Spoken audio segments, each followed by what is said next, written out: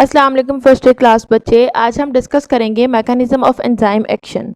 इसमें हम देखेंगे कि एंजाइम किस तरह से किसी भी केमिकल रिएक्शन को कैटालाइज करते हैं, प्लस हम यहाँ पर एंजाइम की स्पेसिफिसिटी को देखेंगे कि किस तरह से वो सबस्ट्रेट स्पेसिफिक होते हैं। सो क्या लिखते हैं?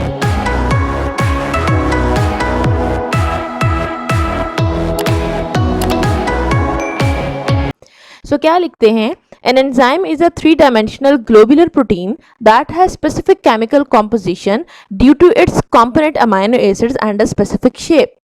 कि जो हम सब जानते हैं कि जो भी एंजाइम्स होते हैं वो हमेशा हमारे पास क्या होती हैं? प्रोटीन्स होती हैं नेचर में। ठीक है, तो प्रोटीन्स हम जानते हैं किससे के मिलने से बनती हैं? अमाइनो एसिड्स के मिलने से बनती हैं। लेकिन जब अमाइनो एसिड्स एक ख़ास तरतीब में अरेंज होते हैं तो जो एंजाइम्स होते हैं उनका एक स्पेशल स्ट्रक्चर बनता है, एक स्पेसिफिक शेप बनती है। ठीक हो गया। Every enzyme by virtue of its specificity recognizes and reacts with a special chemical substrate और substance called substrate। ये हमने पिछले लेक्चर में डेफिनेशन डिस्कस की थी कि हर एंजाइम एक खास किस्म के सब्सटेंस के साथ रिएक्ट करता है और जिस सब्सटेंस के साथ एंजाइम रिएक्ट करता है उसको हम सबस्ट्रेट कहते हैं। जैसे अगर यहाँ पर आप देखें तो ये हमारे पास किसको शो कर रहा है? एंजाइम के स्ट्रक्चर को, जैसे यहाँ पर लिखा हुआ भी है। और ये किसके साथ रिएक्ट करने वाला है? इस सब्सटेंस के साथ। तो क्योंकि ये सब्सटेंस इस एंजाइम के साथ रिएक्ट करेगी, इस वजह से इसको हम क्या कहेंगे? सबस्ट्रेट कहेंगे। आगे क्या लिखते हैं? Any enzyme therefore reacts only with its specific substrate and transform it into products. It is then released unaltered and thus can be used again and again. अब वो क्या कह रहे हैं कि हर एंजाइम एक खास सबस्ट्रेट के साथ रिएक्ट करता है और वहां से रिएक्शन होने के बाद प्रोडक्ट्स रिलीज हो जाती हैं और एंजाइम अनऑल्टर्ड रह जाता है। अगर आप यहाँ पर ये देखें तो ये सिंपल 3 स्टेप्स मैकेनिज्म होता है एंजाइम एक्शन का, जिसमें फर्स्ट स्टेप में एंजाइम और सबस्ट्रेट एक दूसरे के करीब आते हैं। जैसे आप देख सकते हो कि एंजाइम और ये क्या मौजूद है? सबस्ट्रेट मौजूद है।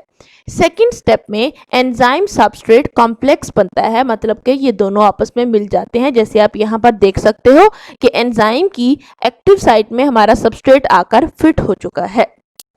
थर्ड स्टेप में क्या होता है?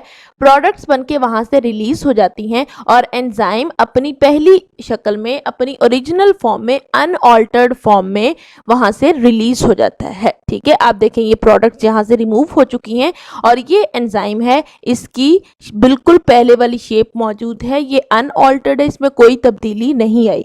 तो ये वाला एंजाइम अब दोबारा से जाएगा और दोबारा से ये वाला रिएक्शन करवाएगा। तो इस तरह से एंजाइम बार बार यूज होता रहता है।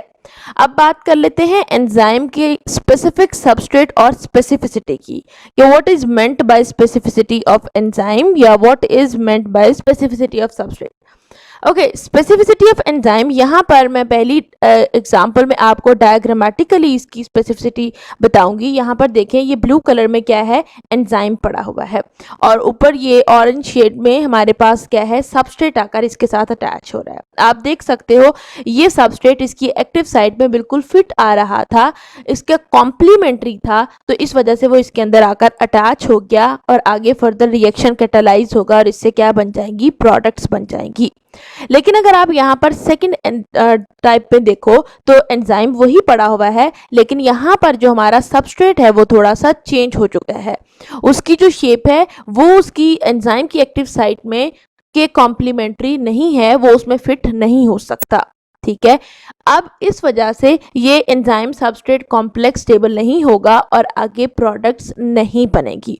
तो इसका मतलब कि एंजाइम सिर्फ अपने अंदर उन्हीं सबस्ट्रेट को फिट करता है, उन्हीं सबस्ट्रेट्स पर कैटालिसिस करता है या उनका रिएक्शन कैटालाइज करता है जिनकी शेप उस एंजाइम की एक्टिव साइट के कॉम्प्लीमेंट्री होती है। ठीक है, so this is all what is meant by specificity of enzyme. अब आगे बात करते हैं फंक्शन की स्पेसिफिसिटी। अभी तो हमने देखी कि स्ट्रक्चर में वो किस तरह से स्पेसिफिक है, नेक्स्ट हमारे पास आ जाता है फंक्शन में वो किस तरह से स्पेसिफिक है। यहाँ पर दो एग्जांपल्स, दो एंजाइम्स लिए गए हैं। फर्स्ट एंजाइम है amino peptidase. Amino peptidase hydrolyses the peptide bond from N terminal of protein. हम जानते हैं कि प्रोटीन के दो टर्मिनल होते हैं, एक सी टर्मिनल और दूसरा एन टर्मिनल। एन टर्मिनल वो टर्मिनल होता है जिस पर फ्री अमाइनो ग्रुप मौजूद होता है, जबकि सी टर्मिनल वो टर्मिनल होता है जिस पर कार्बोक्सिल ग्रुप मौजूद होता है। ठीक है, अब अमाइनो पेप्टाइडेज है।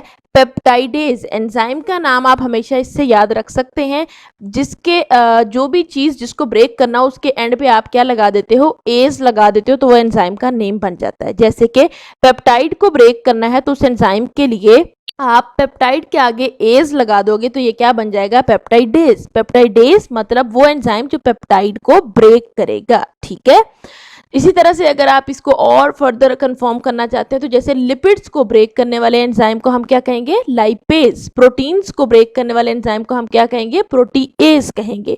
मतलब कि सबस्ट्रेट के नाम के बाद आपने एज लगा देना है तो वो हमारे पास उसको तोड़ने वाला, उसको ब्रेक करने वाला एंजाइम बन जाता है। तो पेप्टाइडेज पेप्टाइड को ब्रेक करने वाला एंजाइम है। लेकिन यहां पर लिखा हुआ है अमाइनो, इसका मतलब ये है कि ये वाला एंजाइम प्रोटीन को हमेशा अमाइनो या एन टर्मिनल से कट करेगा, ब्रेक करेगा। जैसे आप यहां पर देख सकते हो कि ये जो सीजर शो करवाई गई है, ये सीजर असल में अमाइनो पेप्टाइडेज एंजाइम को शो कर रही है। ये पेप्टाइड बॉन्ड को ब्रेक कर रही है किस टर्मिनल से, एन टर्मिनल से। अब अगर आप सेकेंड एंजाइम देखो, that one is carboxy peptidase. Again peptidase है तो ये पेप्टाइड बॉन्ड को या पेप्टाइड चेन को ब्रेक करेगा, लेकिन कार्बोक्सी है तो इसका मतलब कि ये चेन को कहां से ब्रेक करेगा, कार्बोक्सिल टर्मिनल से, सी टर्मिनल से ब्रेक करेगा। तो यहां पर अगर आप सीजर देखो तो ये सीजर कार्बोक्सी पेप्टाइडेज एंजाइम को शो करवा रही है, जो कि इस पेप्टाइड चेन को कार्बोक्सिल या सी टर्मिनल से ब्रेक करेगी। अब आप देख सकते हैं कि जो हमारे पास कार्बोक्सी पेप्टाइडेज है वो कभी भी एंजाइम पेप्टाइड चेन को एन टर्मिनल से ब्रेक नहीं कर सकता। इसी तरह से जो अमाइनो पेप्टाइडेज है वो कभी भी पेप्टाइड चेन को सी टर्मिनल से ब्रेक नहीं कर सकता। ये इनकी स्पेसिफिसिटी है कि अमाइनो पेप्टाइडेज हमेशा अमाइनो टर्मिनल से और कार्बोक्सी पेप्टाइडेज हमेशा सी टर्मिनल या कार्बोक्सी टर्मिनल से ही ब्रेक करेगी। जी, अगर आपसे एक शॉर्ट क्वेश्चन में पूछा जाए मैकेनिज्म ऑफ एंजाइम एक्शन, तो फिर आप लोग ये वाला पूरी एक्सप्लेनेशन लिखोगे और इसी तरह से ये इसके तीनों स्टेप्स भी शो कराओगे, और अगर आप उसके साथ इस तरह से डायग्राम बना दो तो दैट विल बी बेस्ट। लेकिन अगर आपसे ये लॉन्ग क्वेश्चन पूछा जाए मैकेनिज्म ऑफ एंजाइम एक्शन, तो फिर आप इसको फर्दर एक्सप्लेन करोगे और फर्दर क्या लिखते हैं, an enzyme and it's substrate reacts with each other through a definite charge bearing site of an enzyme called active site. पिछले लेक्चर में भी हमने डिस्कस किया था कि ये जो साइट है जहाँ से जो सबस्ट्रेट होता है आकर एंजाइम के साथ बाइंड हो रहा होता है, अटैच हो रहा होता है, उस साइट को हम एक्टिव साइट कहते हैं। ठीक है, तो उन्होंने कहा कि जो सबस्ट्रेट होता है वो एंजाइम के साथ एक स्पेसिफिक साइट के जरिए से बाइंड होता है और फर्दर जो रिएक्शन होता है वो कैटालाइज होता है। तो इस साइट को हम क्या कहते हैं, एक्टिव साइट कहते हैं। The charge and shape of the active site is formed by some amino acids present in the polypeptide chain of the active site of the enzyme।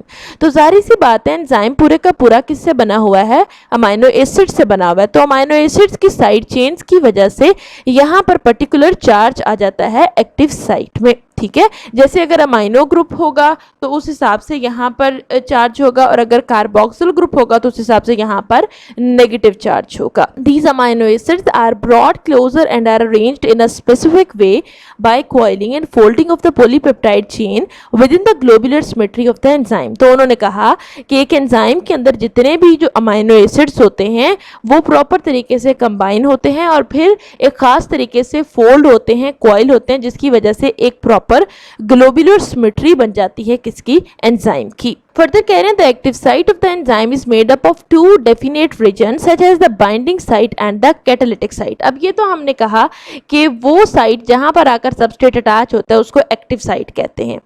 Active site further दो sites पर मुश्तमिल होती है। एक को हम कहते हैं बाइंडिंग साइट, जैसा कि आप यहाँ पर ये देख सकते हैं, ये बाइंडिंग साइट है।